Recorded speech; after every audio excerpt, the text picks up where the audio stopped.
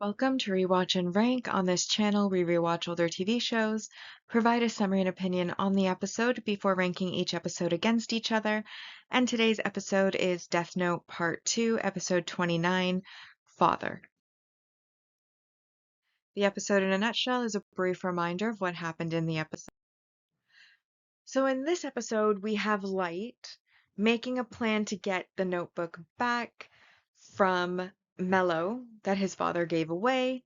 He gives up his notebook's ownership in order to send it to the police to allow for Soichiro to make an ideal with Ryuk.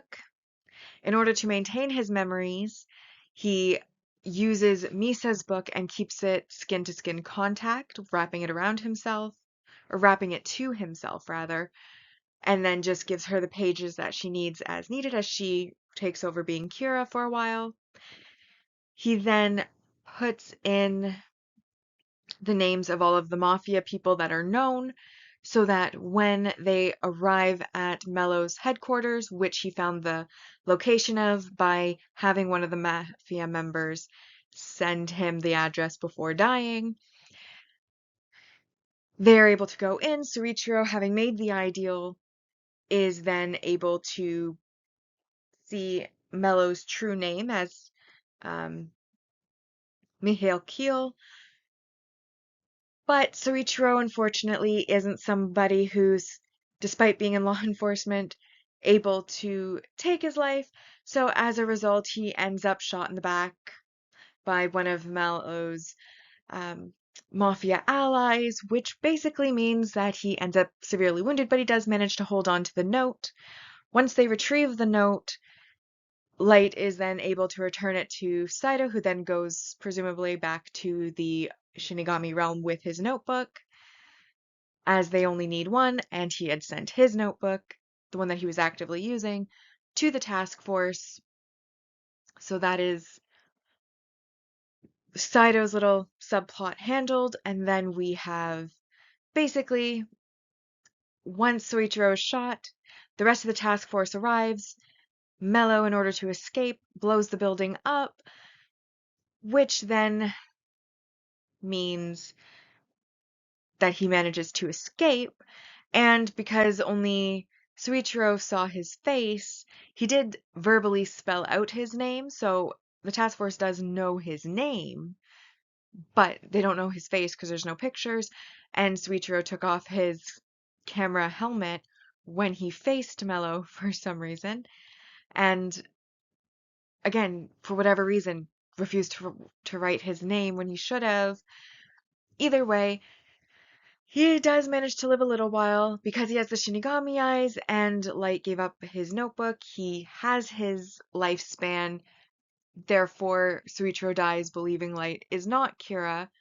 And then he does, spoiler, die in the episode at the end.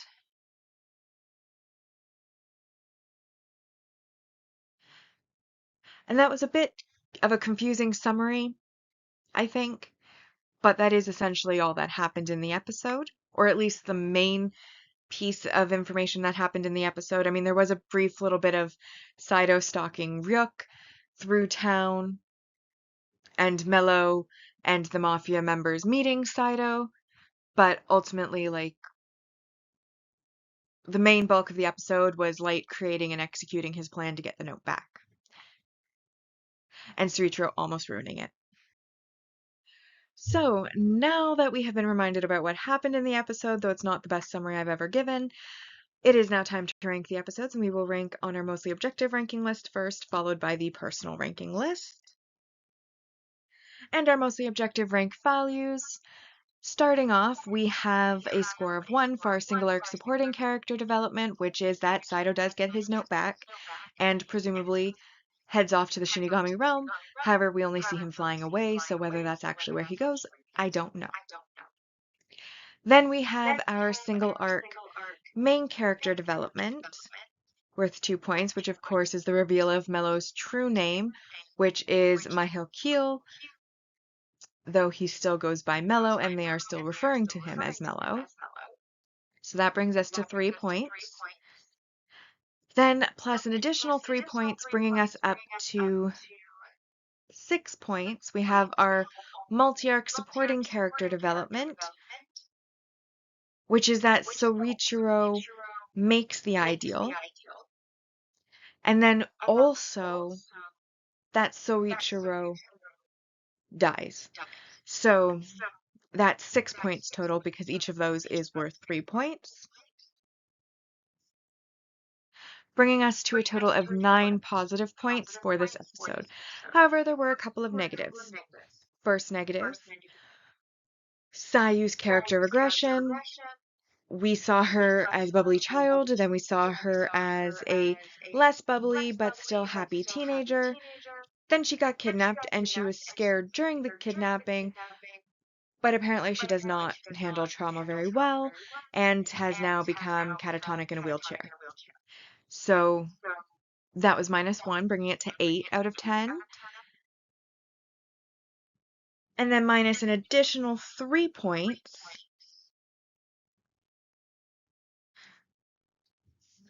we had our failed emotional impact. And this was Soichiro's death. Now, I often say that the mostly objective ranking list is void emotion, but bias and judgment can still apply. And I will fully admit that I fully had a very bad bias towards Soichiro by the time that he died. And I was super judging him for his very, very, very, very, very, very, very bad life choices. And as a result of that, I had zero sympathy when he died. Like, not that I was hoping he was going to die or anything like that, but I mean, like, it did not negatively impact me at all because I was still kind of angry at him for all of his very, very, very, very, very, very, very bad recent choices that he had made. And if this had been like back in the first season when he was actually making pretty good choices, or, he hadn't made those bad choices, I probably would have cared more when he died. But he just made very, very, very bad choices, and I was pissed off at him by this point, and I was kind of like actively disliking and angry at the character. So when the character died, I was kind of like, well, I wasn't hoping for it, but at the same time, I don't necessarily feel sad about it either.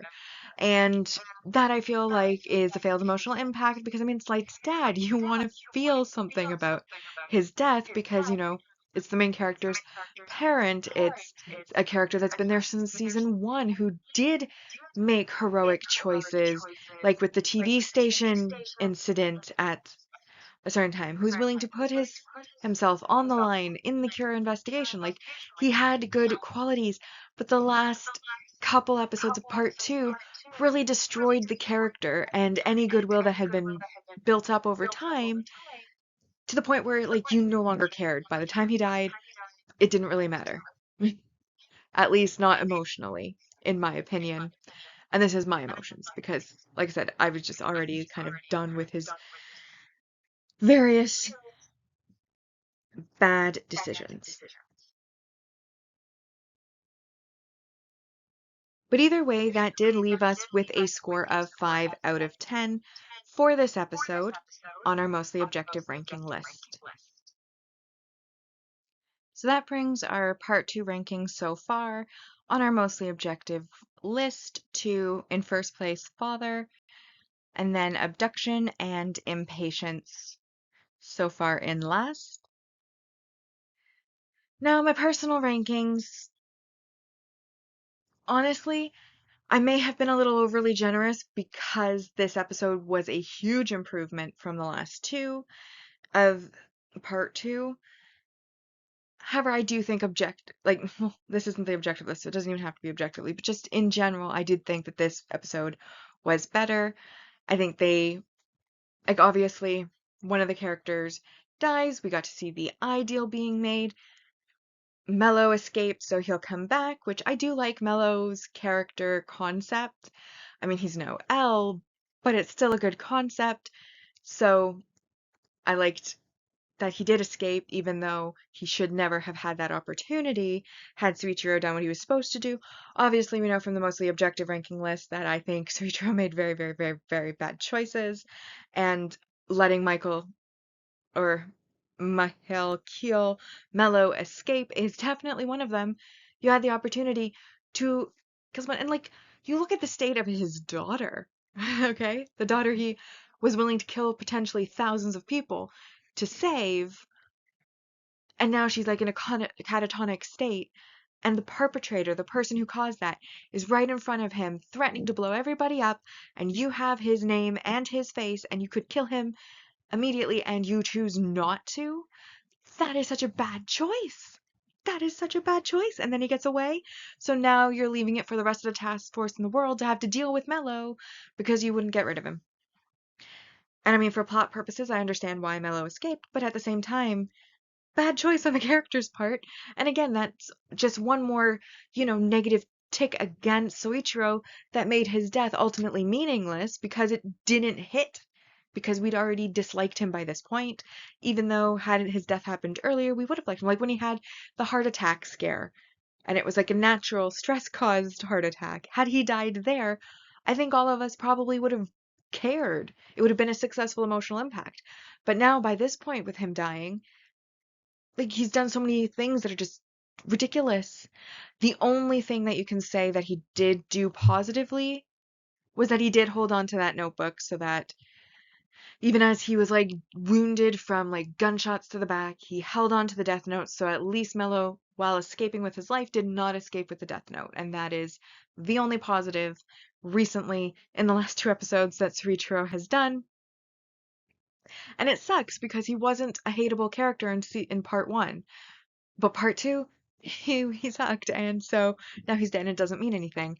And, obviously Light finally made a bit of a comeback, finally had a smart plan, and had people followed his plan, I think he would have been very successful. It would have been a great success for him. He's definitely back, but at least for now, he may regress again, but at least for now, he's back.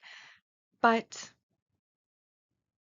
because of Suichiro, his plan didn't really go according to plan. And I mean, that's not really his fault. That's people not playing along and doing their part of the plan properly. Either way, they did get the notebook back. Saido's flown off with it. His note is now in the hands of the task force, but he'll be able to claim ownership of that again, probably pretty soon, and become Kira again. So I don't feel quite bad about that. Ultimately, like I said, huge improvement from past episodes. Not the best in the series, obviously, but an improvement at least. Best of part 2 so far, which is why, like I said, I may have been a little generous, but I gave it a 7 out of 10. Just for the thrill of Light finally showing that he is smart again in part 2, and it being like just a vast improvement over the other 2 episodes. So that brings the personal ranking to in first Father, second Objection, and then third so far is Impatience. And now our series ranking so far. On the mostly objective ranking, part 1 came in at 70.77%. Part 2 so far has a score of 9 out of 110. The personal ranking, part 1 came in at 60.38%, and then part 2 so far has a score of 12 out of 110. And with that, we have now rewatched and ranked Death Note Part 2, Episode 29. Father, like and subscribe if you'd like to, and I'll see you in the next episode.